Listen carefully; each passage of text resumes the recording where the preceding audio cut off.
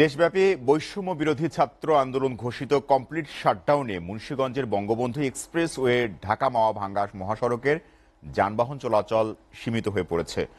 সকাল থেকে এই দক্ষিণ পশ্চিমাঞ্চলের গুরুত্বপূর্ণ প্রবেশপথ পদ্মা সেতুর মাওয়া প্রান্তে গিয়ে দেখা যায় এই মহাসড়কে দূরপাল্লার যাত্রীবাহী বাস চলাচল একেবারেই কম। কিছু লোকাল পরিবহন সহ ব্যক্তিগত যান চলাচল করছে। এদিকে মহাসড়কে দূরপাল্লার যানবাহন চলাচল না করায় চরম বিপাকে পড়েছেন যাত্রীরা। মহাসড়কের বিভিন্ন স্থানে সতর্ক অবস্থান নিয়েছে আইন শৃঙ্খলা রক্ষাকারী বাহিনী। এ বিষয়ে বিস্তারিত জানাতে মুন্সিগঞ্জের মাওয়া প্রান্ত থেকে সরাসরি যুক্ত হচ্ছেন সহকর্মী এম তরিকুল ইসলাম মাহবুব। কমপ্লিট শাটডাউনকে ঘিরে কেন্দ্র করে মাওয়া পয়েন্টের আপনি কি অবস্থা দেখছেন জানাবেন তরিকুল। দাঁড়িয়ে আছি দেশের দক্ষিণ পশ্চিমাঞ্চলের অন্যতম প্রবেশদ্বার বলে পরিচিত পদ্মা সেতুর মাওয়া প্রান্তে। আর দেশব্যাপী সারা দেশব্যাপী ডাকা বৈষম্য বিরোধী ছাত্র আন্দোলনের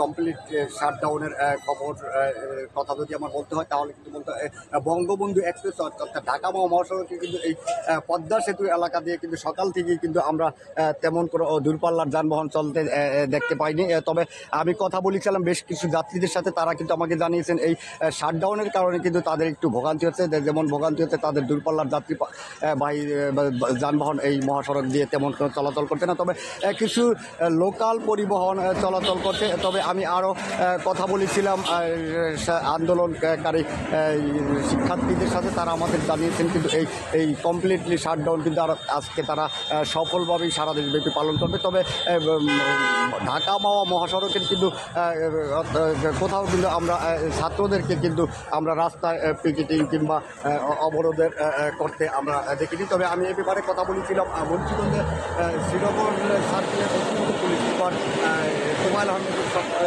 সাথে তিনি আমাকে জানিয়েছেন যে শাটডাউন কমপ্লিটলি শাটডাউন উপলক্ষে কিন্তু মহাসড়কের বিভিন্ন স্থানে কিন্তু বিপুল সংখ্যক পুলিশ প্রদান করা হয়েছে। মাঝখানে কিন্তু বিজেপি সহ কিন্তু আইন শৃঙ্খলা রক্ষাকারী বাহিনী কিন্তু তারা তৎপর রয়েছে যাতে কোঠা বিরোধী আন্দোলন বা বৈষম্য বিরোধী ছাত্র আন্দোলনের নেতৃবৃন্দ বা কোথাও কোনো প্রতিবন্ধকতা সৃষ্টি না করতে পারে, সেজন্য কিন্তু তারা কঠোর অবস্থানে রয়েছে। আর এই ছিল আমার কাছে মুন্সিগঞ্জের মাওয়া প্রান্ত থেকে কমপ্লিটলি শাটডাউনের তথ্য।